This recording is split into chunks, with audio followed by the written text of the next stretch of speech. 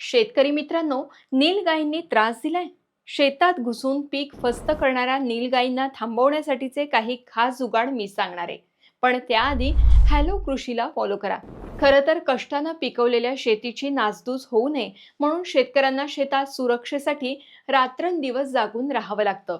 या समस्येपासून शेतकऱ्यांना वाचवण्यासाठी काही चांगले जुगाड कोणते असू शकतात ते पाहूयात.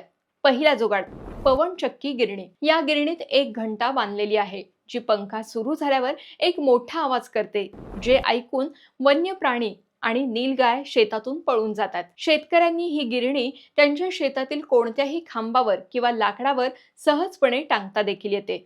यातलाच दुसरा जुगाड म्हणजे मिरची आणि लसणाच्या द्रावणाचा. शेतकऱ्याला हे दोन्ही मिश्रण शेतात पूर्णपणे शिंपडावं लागतं. असं केल्यानं शेतातून उग्र वास येईल आणि मग शेताच्या आजूबाजूला नीलगाय दिसणार नाही. हे उपाय अगदी सोपे आणि कमी खर्चिक आहेत.